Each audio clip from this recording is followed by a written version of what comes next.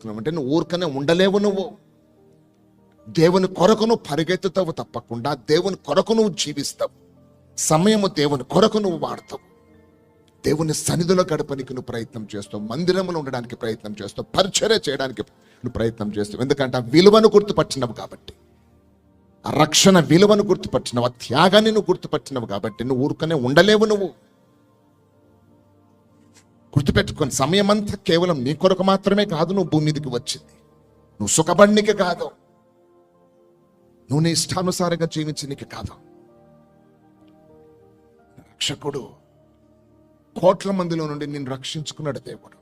చూద్దాము ఎంతమంది ఉన్నారా మా దేవుని నమ్మిన వారు? 150 కోట్ల మంది మన దేశంలో. దాంట్లో ధనవంతులు ఉన్నారు, పేరు ప్రఖ్యాతులు గాంచిన వారు ఉన్నారు, కోట్ల ఆస్తి ఉన్న వారు ఉన్నారు, సెలబ్రిటీస్ ఉన్నారు, సినిమా యాక్టర్లు ఉన్నారు, బిజినెస్ మెన్స్ ఉన్నారు. మరి అంత ఘనత భూలోకంలో కలిగిన వారికి లేదు రక్షణ. అలుపులుగా జీవిస్తున్న నీకు నాకు మనకి ఇవ్వలేదా?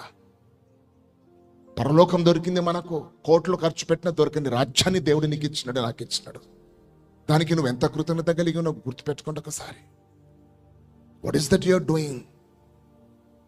నేను అంటున్నా కదా, దేవుని సింహాసనం ఉన్నప్పుడు నువ్వు సిగ్గుపడొద్దు. నువ్వు ఉట్టిగా ఖాళీ చేతులతో వెళ్తావా దేవుని దగ్గరికి? ఆ కాలంలో అని అంట, రాజుల దగ్గరికి వెళ్ళేటప్పుడు ఉట్టిగా వెళ్ళేవారు కాదు. రాజుని దర్శించాలన్నప్పుడు ఏదో ఒక బహుమానం తీసుకుని వచ్చేవారు. మీరు చూడండి, యేసు ప్రభు పుట్టినప్పుడు వీళ్ళు జ్ఞానులు వచ్చినారు, ఉట్టి చేతులతో రాలే. ఆలోచన చేయండి. కేవలం 3 గిఫ్ట్స్ కావు సార్. అవి బంగారం తెచ్చినారు. ఎంతమంది తెచ్చినారో బంగారము? సాంబ్రాన్ని తెచ్చినారు. ఎంతమంది తెచ్చినారో అక్కడ ఉట్టి 3 మాత్రమే రాసిందా? లేదు, గిఫ్ట్ ఇచ్చినారని ఉంది అంతే. మరి వాళ్ళు రాజు అని గుర్తుపట్టినప్పుడు ఖాళీ చేతులతో రాలేదు. మరి నువ్వు రేపటి దినము దేవుని సింహాసనం, అవును రక్షింపబడినాం, దేవుని రాజ్యానికి చేరుతాం. మరి వెళ్ళినప్పుడు ఉట్టి చేతులతో వెళ్తావా? Do something for the lord. దేవుని కొరకు ఏదైనా చేయి.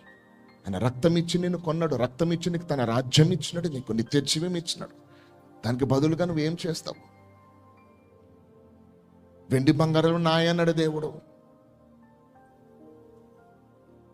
ఏమి ఇవ్వగలం, ఆయనకి ఏమి ఇవ్వలేము గుర్తుపెట్టుకుంటే ఒకసారి. అందుకే నువ్వు దేవుని ఆరాధన ఒకటి, ఇప్పుడు మనం ఆరాధన చేసినట్టుగా ప్లస్ పరిచర్య చేయి.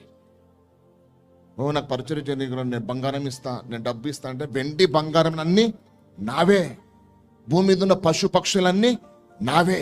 ఏమిస్తావు నువ్వు నాకు? ఏమొద్దున్న పాదాల దగ్గర నువ్వు పరిచర్య చేయను.